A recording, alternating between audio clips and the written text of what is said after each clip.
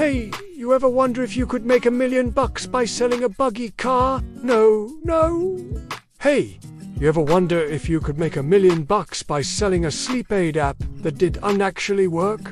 Well, if you said yes, then you're in luck, because that's exactly what this episode is about. It's about a biotech startup that released a free sleep aid app that works too well.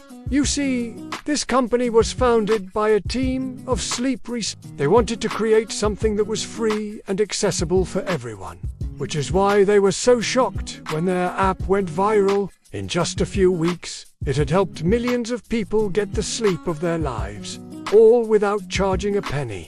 But the thing was, these scientists weren't doing anything revolutionary. Their app basically played white noise to mask disruptive sounds. And it worked great.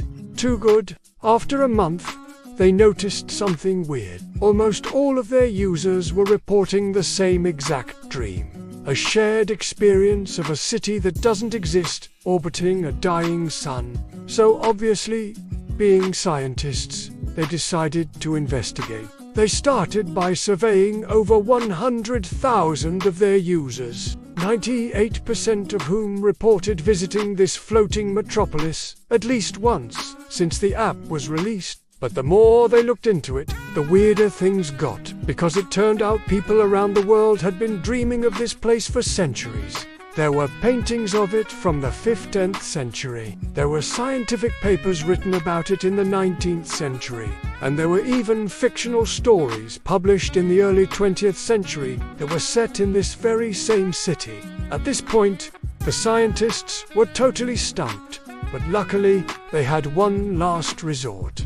Literally, the last resort. The 1% of their users who hadn't reported the dream. Of the 100,000 people they surveyed, 99,000 of them had reported the dream, 100 of them hadn't. And upon further investigation, these 100 people turned out to be the 100 people who downloaded the app before it was widely released.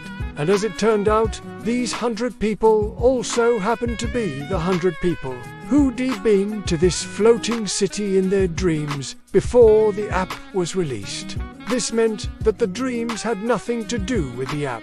It just gave them a way to remember the dreams. But why? Why did these people keep visiting this city in their dreams? Well, the scientists were never able to figure that out, but they did manage to answer the how.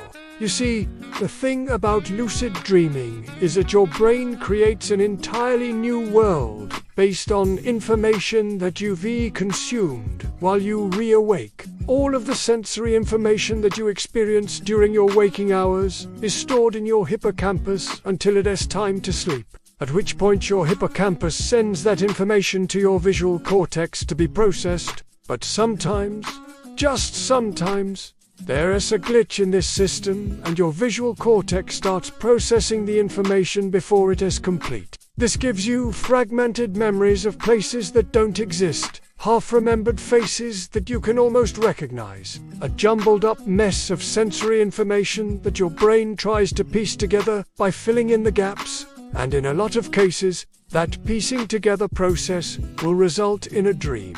Which brings us back to that last group of people who had unseen the city in their dreams yet. When the scientists asked them what was stopping them from seeing it, they found that these people were all lacking something in common. They lacked the right combination of life experiences, memories, and knowledge to piece together that particular dream.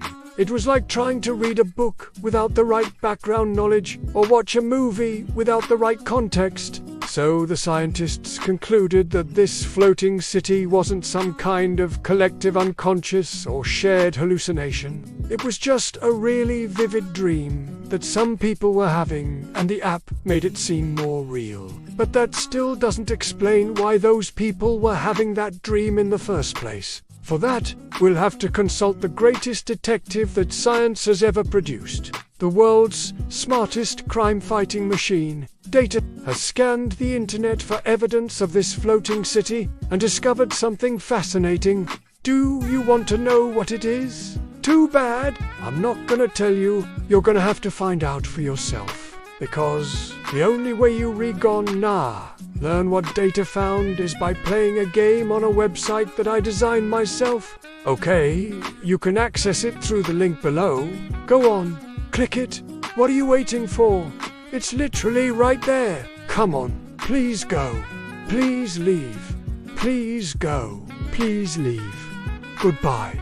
So, after playing my game, you'll probably want to take a break.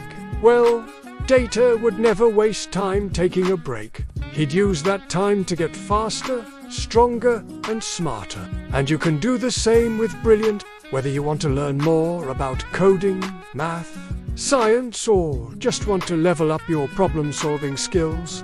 Brilliant is the best way to do it.